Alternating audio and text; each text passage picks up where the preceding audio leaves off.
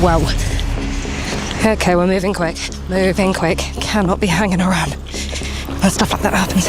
Juarez is a Mexican city with a scarred and tragic history. You learn that no story is worth your life. You can tell facts, but truth might get you killed. Since the 1990s, it's had a reputation for murder. It's not pleasant cutting someone's head off or dismembering someone. The smell is unbearable. And was a place where organized crime completely dominated. More than 10,000 people were killed in just a few years, killed in the streets. For people smugglers, it's one of the key launch pads into the United States. Cross it. Jesus fucking Christ. We don't know if there are coyotes with them, so let's be careful. But there's hope for Juarez. There's a different side to the city which is being fought for in a peaceful way.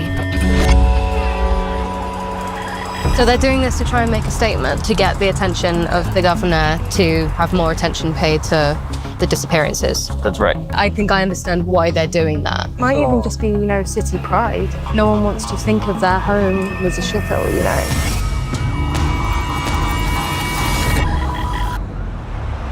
This episode is about the Mexican perspective. Lo and behold, the worst burrito ever made ever. Gracias. Muchas gracias.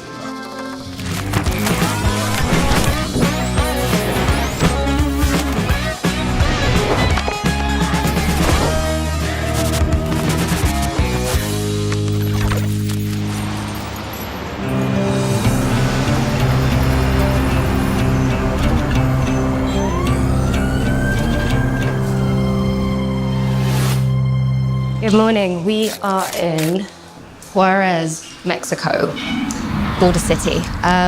We are about to hook up with a journalist called Paco, he's a local journalist. We're here to maybe see a different side of Juarez because it does have a little bit of a bad reputation around the world, and we're hoping to see something a bit different. In a previous episode, we were in El Paso, Texas to tell the story of a US border town. But crossing over into Mexico, we've been told that things are very different. The same rules don't apply. Okay. Where are we going today? Right now, we're doing a small drive in Juarez in different points. Right now, we're going to see if there's any people near the border. What kind of things do we need to be mindful of when we're heading to the border? There's not a playground, Yeah. so a lot of people goes and comes and goes.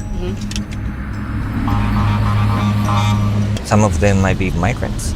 We can also expect if there's maybe some people that might be watching out for criminals, people that shouldn't be there. It's over on those places. Okay. Are you talking about cartels? Yeah. Yeah, they are part from the cartel. Cartels are organized and violent criminal gangs, independent of one another but working cooperatively to control the production and distribution of illicit drugs. Drug cartels are well-financed, efficient, and ruthless. Historically, they've made their money through drugs, but more recently their focus has switched to people smuggling. When we get to the border, things develop very quickly. Paco spots movement and thinks he's seen a small group of migrants running towards the fence. They went down over those bushes. They're trying to go over there. What did you see, Paco? 3 persons, 4 persons trying to cross. Eyes of a goddamn hawk. Jeez. I saw them only when Paco pointed them out. Okay. They were hiding in the bushes and they were jumping to the fence. Right. We don't know if there are coyotes with them, so let's be careful. Coyotes are the smugglers, typically members of the cartel. They're paid huge sums of money by the migrants to get them across the border. Yeah, you need to be a little bit careful. A little tiny bit careful, because if they've got a coyote with them, it's just can be a little bit dangerous. There's movement over there. I don't know if it's for them or for us. Because of the machine guns on the back of them. So. That's probably where they're trying to go across. You see those bushes over there? Down here. Watch out for Juan.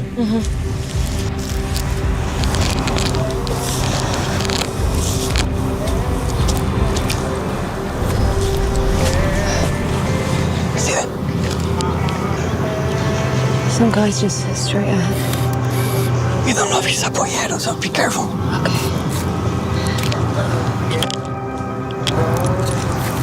What's gonna happen? Look, they're crossing. Jeez. The migrants, with the help of a coyote, are hiding in the grass next to the barbed wire fence. On the other side of the fence are the US National Guard, who will do whatever it takes to stop them getting onto American soil. Migrants know they can't claim asylum unless they are in the US. So far, the National Guard haven't spotted the migrants, but they have spotted us. He's trying to rip the barbed wire. Make a bubble. I mean, there's cars literally just like that. Yeah, There's more people. There's a kid. There's a kid. he sees us, but he doesn't see them. So he's gonna be more on their eyes. So he's gonna be, the cars there are looking at us, but they're looking at them. Yes, that's correct. There's. Oh shit, there's a car driving up. There's a car driving up right now. They're going down straight away. Oh, they just crazy. Let's move out to the bush so they can see us, so we can.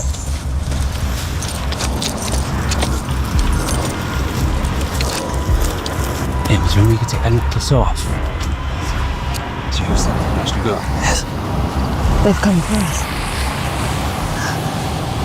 Because I've seen them. they're not. They saw us coming from there. There's a They car. saw us right here. running through here.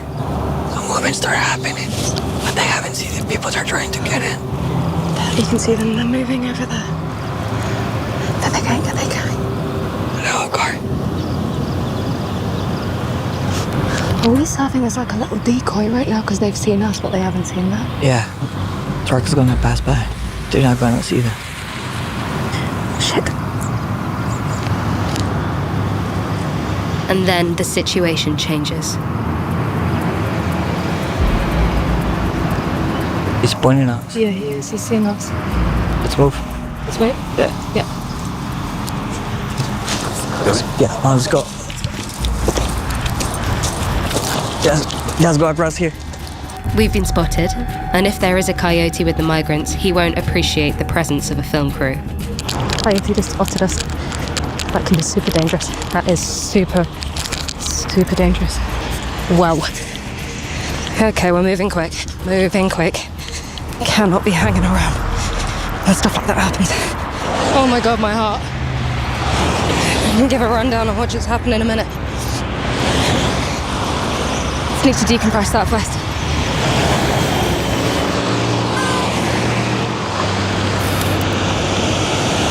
Boys have just left me behind on this side.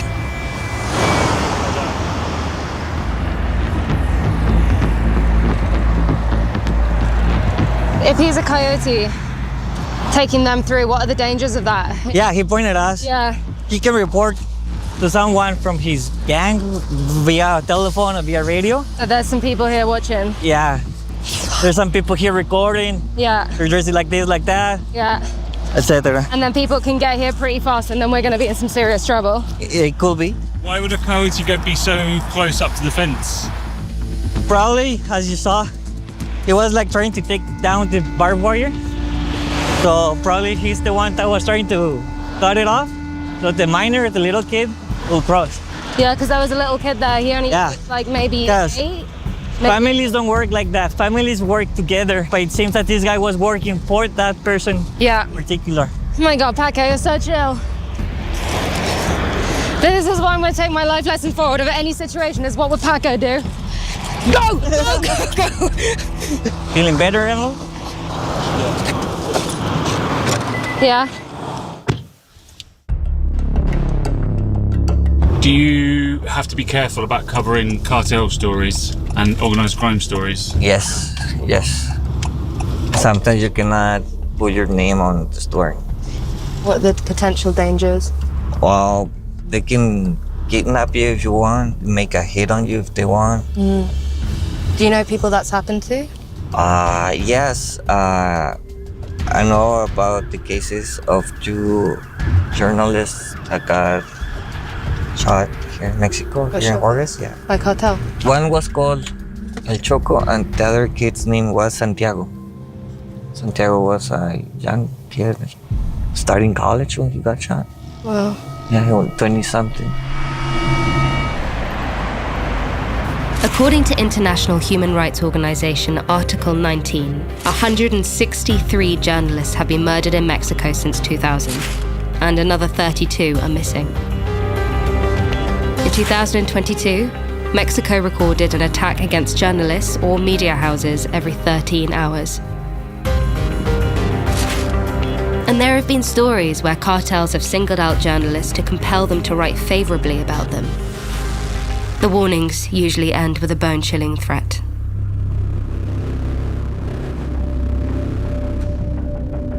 That changes how you do your job, I guess. You learn that no story is worth your life. If you're doing journalism and you're saying, I'll give my life to tell the truth, and that's just the romantic side. Yeah. Because you cannot tell the truth, because the truth varies.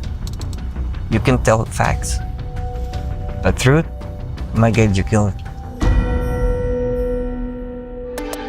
Paco has first-hand experience of the kind of threats and intimidation used by the cartels. What happened last time you were at Gate 36 with that other journalist? We were doing a small footage as we did here with you.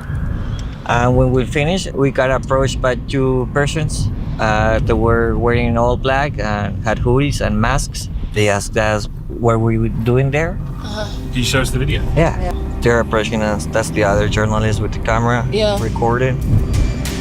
That's me. My car. I'm here talking with the guy in front of me. Yeah. I have another guy behind me. The guy there. That's me telling the journalist not to report.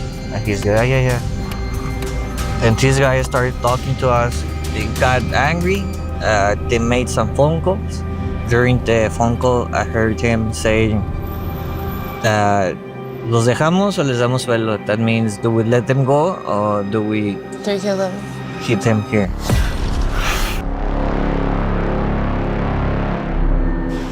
Do they let you go, or do they what? Hit you here? As in- Or they hit you, they make a head like shoot, like Make a hit. yeah, kill you over there. Yeah, we could have get murdered. Who were they calling? They were calling their boss that controls the area. What would have been the threat for them to... Why they don't like it? Yeah, what's the threat? That Well, guys, it's a criminal activity first, supposed to go unnoticed. So by being into places where it goes down, you draw attention that they don't want to. Did they have weapons on them? Not that I could see, but probably they did. Yeah. Because if they made the option of do we kill them here, it's because they had a gun. Got a gun with them. Being a journalist is one of the most dangerous professions in Mexico. One of the top 3 most dangerous profession. Shortly after our border filming, the opportunity came up to meet with a former cartel hitman. Ali, his assumed name, was a sicario for the Sinaloa cartel from the age of 18. What was your first job when you entered into the cartel? First, I started moving drugs from in the state of Baja California, from port to the border, to a security house in the border. And then, as I understand, you became a sicario. Yeah. Would you be able to tell me, just as someone who doesn't know at all, what is a sicario? What does that mean? It's basically a hitman, someone that kills for pay. And when it comes to being a sicario, are there rules that you need to follow? Yeah, I think it's for it's like personal, on a personal level. So as a sicario or as a hitman, like what I got taught while I was growing up was never to mess with anybody innocent. Really? To not take out anybody that doesn't owe anything, you know. Okay. And a lot of bosses will tell you, they're after a certain person, and they'll be like, go kill his mom, go kill his sister. make sure that he knows that we're not messing around. And I've had to say, you know what, I don't do that kind of stuff. Yeah. That's not my thing. I think it's because of I believe in karma, you know, and I've noticed that people that are vicious and relentless in causing violence end up in the same place.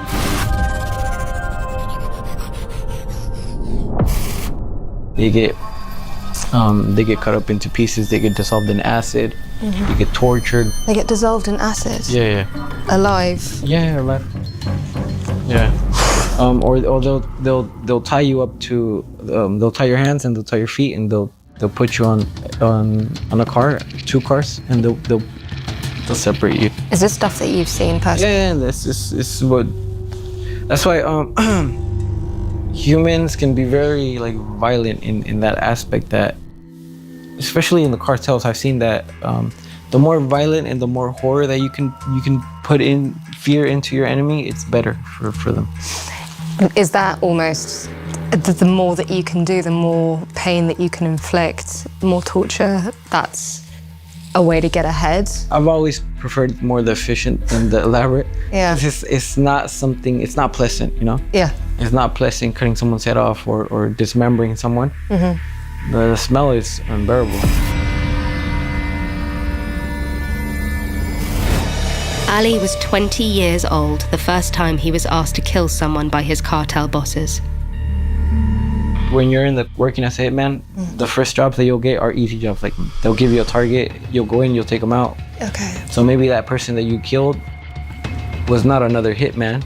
It was probably more an accountant for the cartel, the rival cartel. There are people who are in it because they enjoy the act of inflicting pain on another human. Yeah, there's definitely. You got sick, twisted people in the cartel, but I think those are the people that don't last. Right. There's a reason why I'm still alive, you know? Yeah. A lot of people ask me, like, how is it that you're still alive? Oh, well, I always kept myself humble and I always try to keep, in a way, I always try to manage myself with honor, you know? I'm not gonna inflict more pain than I need to another human being.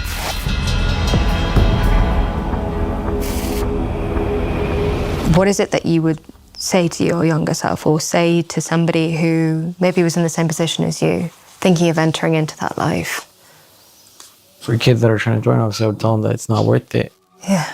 It's not worth spending most of your youth with no family around, with not being able to make a family. It's always, you have no life. Basically, your life belongs to them when you're working for them. Do you in any way carry any guilt, or do you find it sometimes difficult to look back, or are you intent on moving forward with your life? I think I don't have any guilt because I never took out anybody that didn't deserve it. Sure. I think that's why I can sleep fine.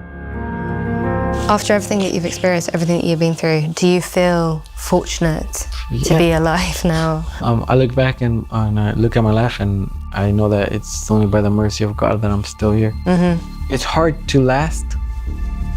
It's even harder to get out.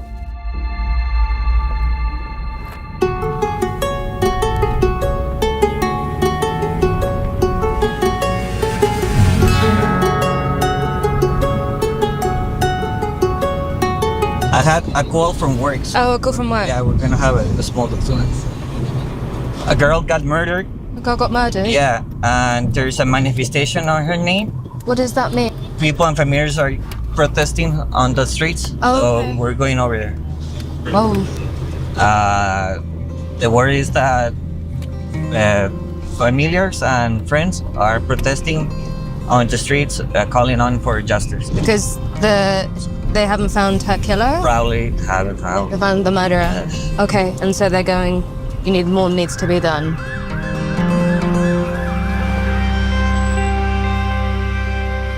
That's her. That's her.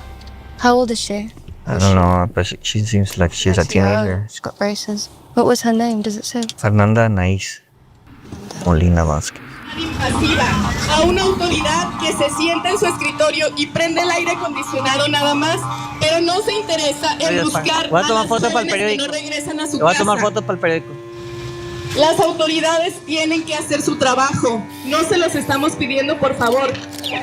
Las familias hacen un recorrido diario hacia las oficinas y que tendrían que estar ahí. Mi hija desapareció el día 9 de Necesitamos con urgencia que atiendan el reclamo de las familias. Solo se hacía la ciudad. This is the mother of the girl who's gone missing. She's been missing for about 7 months now, and they feel the police haven't done enough, and so they're doing protests to ask the police to be able to find where she's gone or find who took her. ¡Vivas las queremos! Porque vivos se les llevaron. ¡Vivos los queremos! Tenemos voz y nuestra voz no la pueden. Paco, I know you were speaking to the mother of the girl who went missing. What was she saying? Porque están viviendo. She took the bus to go to work and she didn't make it to work. She didn't make it to She work. didn't make it to work. Okay, yeah. The basics of a child missing, and and you feel that people should be doing their job to find her aren't doing that. It's like double, isn't it? Oh my God, I can't believe. Like, I can't begin to imagine what that's like. Is violence against women a big issue here at the moment? Yeah, well, it's part of the city history. The night it was a small town, it was a small city. With those feminicides, it shook the whole town. Towns that were neighbors. What was the population of Juarez when that happened? Do you know? I think it was under 1 million. Under 1 million, and how many women were killed? I don't have their numbers, but there have been cases that they have found like bodies of 3 or more women in one same spot, you know?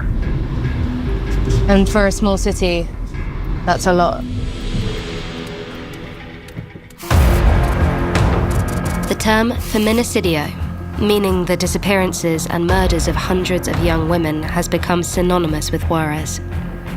Paco takes us to see a friend who covered the cases. Usually I work on migration stories, on gender violence and narco violence.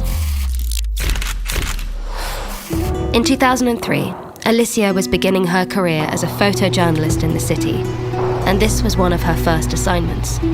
It's believed around 300 women were killed or went missing in Juarez, but that number could easily be much higher. The victims were typically from working class backgrounds.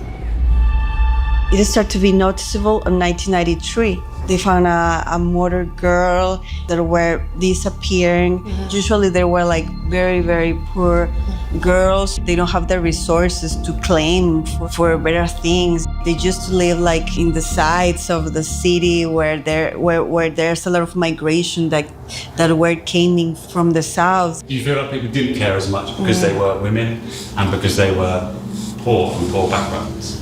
Yeah, definitely. If there were the daughter of some governor, if we're someone wealthy or something, of course, they will do it.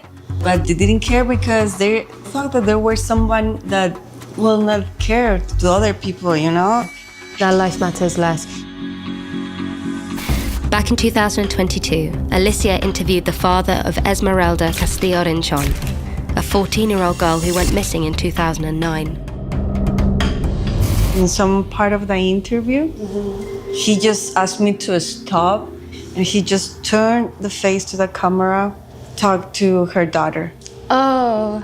He said that, Esmeralda, if you are looking this announcement, whenever you are doing, doesn't matter if you are into drugs or if you have been smuggling, anything situation, your father is here and your father is still waiting for you.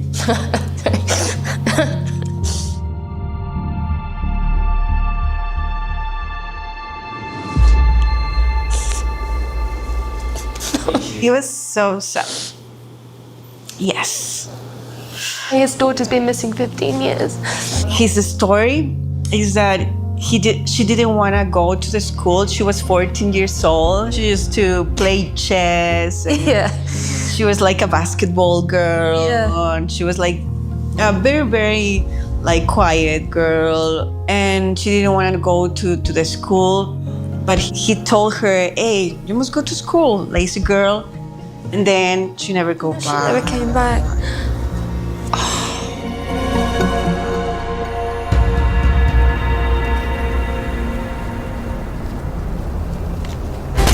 Back then, Juarez was a war zone. Cartel violence was the norm, and Alicia believes it set the tone for acceptance of terrible things happening to women. 2011, if they were found, what happened here in Juarez, there was a narco violence. More than 10,000 people were killed in just a few years. You know, killed in the streets, in the restaurant, in the school, in your house. Generations growing up in this environment, the problem became like huge. It's normalizing violence. Yes. And then some people know that they can kill, they can beat, nothing's gonna happen to them because nobody punished them, because there's a lot of corruption. Some of them are into jail and some of them not. Paco shows us the site where the first bodies were discovered. It's now a memorial to the missing women of Juarez. You can see here the girls, and one wasn't identified. Claudia, Esmeralda, Laura, Maria. Elizabeth. Yeah, so it was a countryside. There were no buildings. I used to go to a school that was like a couple of kilometers over there. And when we were coming back to our houses, we saw the police searching here the area.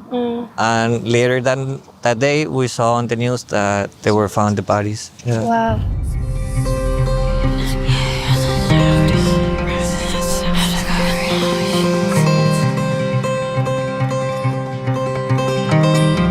What does that say here?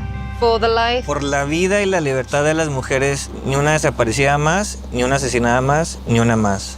For the life and liberty of women, none one more of them disappearing, none one of them more murdered, none one more. Not one more. Sort of enough is enough. Enough is enough. Ni una más. Men. That's like the slogan of the city.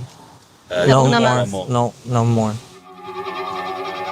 We have the crosses where they found the bodies.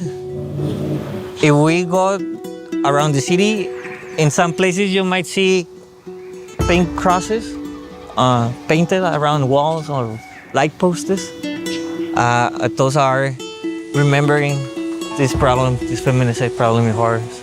So that's the way people show their support. Yeah. You can see the graffiti right here. That's written by girls that march asking for justice for all these crimes. Well, that's what this says. The one says it's the name of a person that's Pepe Gallegos.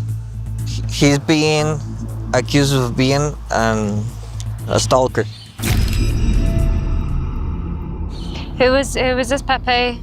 I actually don't know. It's in the 8th of March, a lot of women march, and they come and put the names of people that have been harassing them and they've been violent. Oh, I see. Yeah, okay. Small thing they can do to fight back, isn't it? Against, not fight back, but it's something, isn't it? Small protest. Yeah. It's a difficult thing when, if you've experienced sexual harassment, naming whoever it was is a very, very difficult thing to do. Most of the time because you don't get believed. So writing the name down, this is quite a powerful thing to do. Cathartic, good. Yeah. It's cathartic in a way because then It's like release, I guess, isn't it? it's the amount of times that it's happened to me and I've tried to claim it or tried to tell someone and not being believed. Women want justice, Yeah. you know? Well, I think it's most of the time we just want to be believed.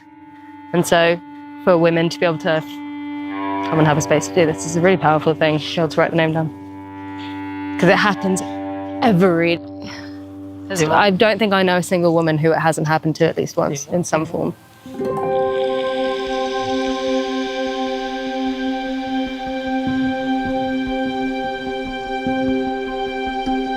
What does that say here? Ni perdón ni olvido. No forgiveness, nor forgotten. No, don't forgive, don't forget. Yeah. Paco acknowledges that bad things have happened here in the city's recent history, but it doesn't stop him being fiercely protective of Juarez. This isn't just like a Juarez kind of problem, is it? This happens in other places. This happens, I think, worldwide, but because the stigma of that Juarez carries, I think that a lot of the bad problems that happen here gets a spotlight because only it is Juarez, because name branding, you know? Yeah. It happens here and everyone goes, see, told ya. Yeah, but you can go to Chicago, it also happens there. You can go to Amsterdam. Go to London.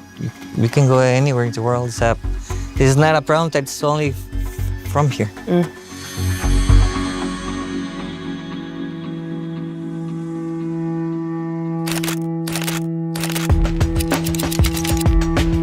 Although Juarez struggles with its reputation and perception in other parts of the world, the city is famous for many other things, like being the birthplace of the margarita cocktail,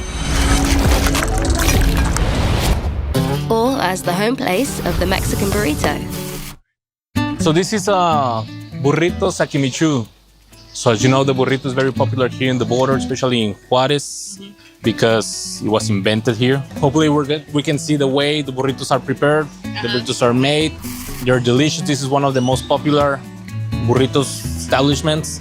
And yeah, let's see what we can get. This place has been churning out record numbers of burritos every day since 1990. For anyone who doesn't know, what is a burrito? El burrito es una tortilla de harina y lleva un poquito de frijoles y lleva guisados. Los guisados son diferentes, son más o menos 15 guisados diferentes que pueden ir en la tortilla. Se enredan de tal manera que pueda comérselos uno de una manera muy apropiada. And was it invented in Mexico? Sí. La historia pues es que un señor que se llamaba Juan, él transportaba comida y tortillas en un burrito de verdad. Entonces con el tiempo empezaron a identificar a la persona como el señor del burrito que traía comida. Finalmente quedó en el de los burritos, finalmente así quedó. Ah, that's so cute. Si ella quiere, puede lavarse las manos y ponerse a hacer unas tortillas, ¿eh? Yeah? You wanna try? You wanna try? It'll be the worst one ever, but yeah. I'm like a surgeon. Why is yours so, why it's so fast?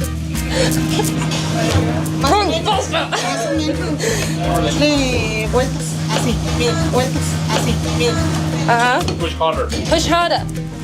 Yeah. You give her a job? Yeah. What? Sí, Why is my one like? tiene que practicar. You know when you make pancakes, you're like the first one to be like, shit.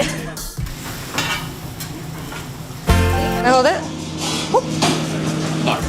You ready to prepare your own burrito? Oh, my own burrito. 3, dale chance para que vaya a preparar un burrito ahí. See? What Okay. you have to do? You tell me. Dile lo que tiene que hacer. This one? Yeah? Like this? He just laughed.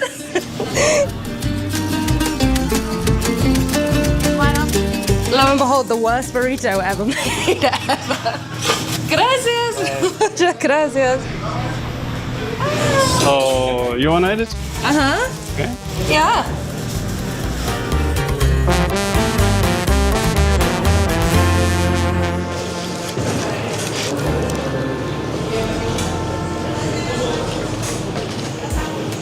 I'm not gonna lie, I mean, I had a little to nothing to do with that.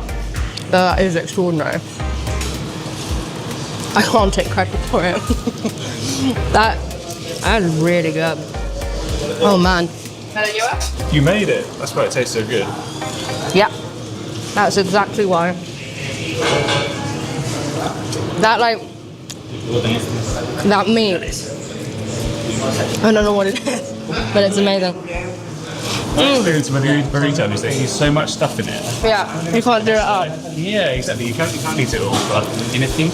It's just overflowing with everything. No, my experience with burrito is you put so much stuff in it that then it like the tortilla rips. Yeah. Now this one, this is good. It's really, really good. ¿Me pidieron nada más esto?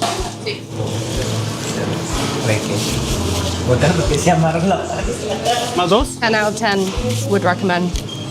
I said it in Vegas, saying it here, massive innuendo. Genuinely one of the best pieces of meat I've ever put in my mouth. No, that's happened twice now.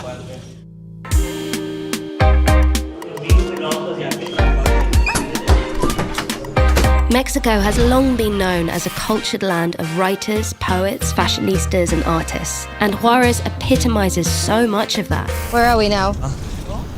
Where are we? We're in Salvarcar. In small pockets, there are growing numbers of citizens making an effort to reclaim their city and leave a mark that doesn't involve violence.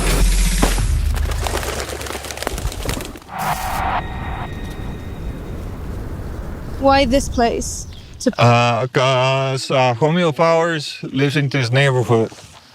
So Which means that you're allowed to paint here. he gave us the spot for us to paint. Sounds good. ¿Qué crew es? ¿Malafama? Motherfuckers. Motherfucker. That's MF, motherfuckers. A motherfucker. Yes, okay.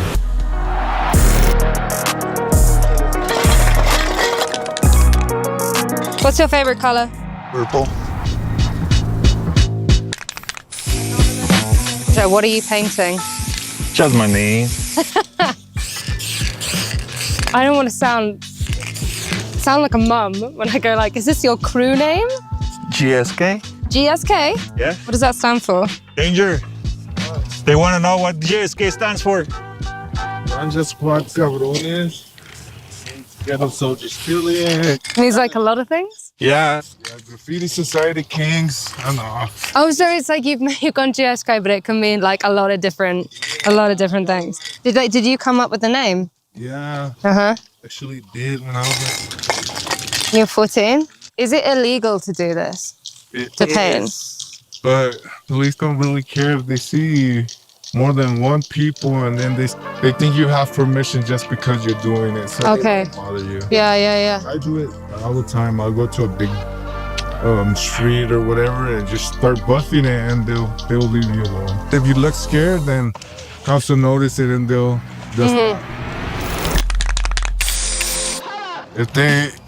If you don't even look at them, you don't even turn around and pay attention to them, they'll just drive by. Yeah. So you're in a crew, but you're not in a gang. No gang, no gangs. There's no gangs in Mexico anymore, especially here in Juarez. Because of the cartels. And they kill everybody. See any gang and they'll recruit them. So that's not the same thing. Yeah, either you work with them or you get killed. You're with them or you're against them? Yeah. People hanging around here and say, oh, this is our park. You know what I'm saying? We're getting... Sorry, I didn't know what you wanted to get.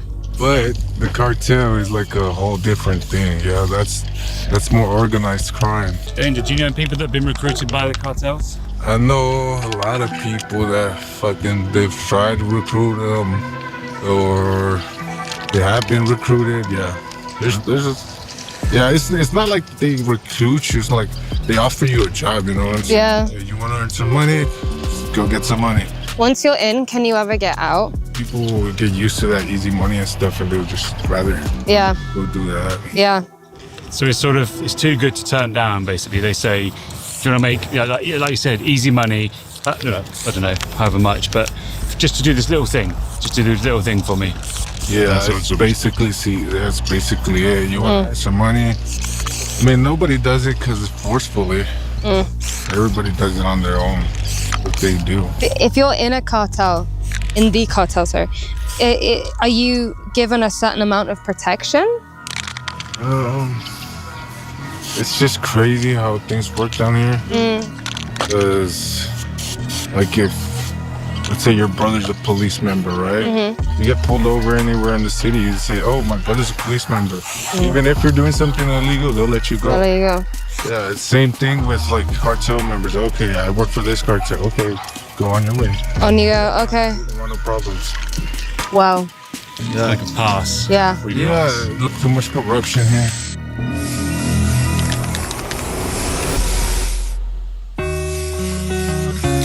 Tell me, why you like doing this other than it being fun? You're just free for a moment. There's a lot of violence and a lot of stigmas, right? So we just try to have fun in a relative safe way, in a fun way. Is it also about kind of saying that the city's got more to it than violence? There's more to Juarez than... Yeah, for sure. Yeah, for sure. There's theater, there's music, there's graffiti. There's a lot of colors here. There's people that are hard workers, people that are creative, people that have families. We just want to get along. We want to make it for ourselves. And this is just a little space that we take from the city. As you can see, it's pretty gray and it's pretty dull. So we like to think that we bring a little bit of color to it. Literally and metaphorically. Some of the stuff that happens here, it can be a dark place, can't it? You know, yesterday there was a drive-by. It's not all negative. We have to try to make it the best for us. A nice experience, what I'm witnessing here, is people just wanting to create an art and express themselves. And it's not to do with violence or making any kind of violent statement. It's a form of peaceful protest via art in a city that can be really dark and dangerous. Nice to witness. Changed my opinion a little bit. It's impossible to ignore the fact that Juarez has been and still is a relatively troubled place. But there are signs of promise. There are green shoots emerging, signifying that the city at least wants to leave its reputation firmly in the past, where it belongs.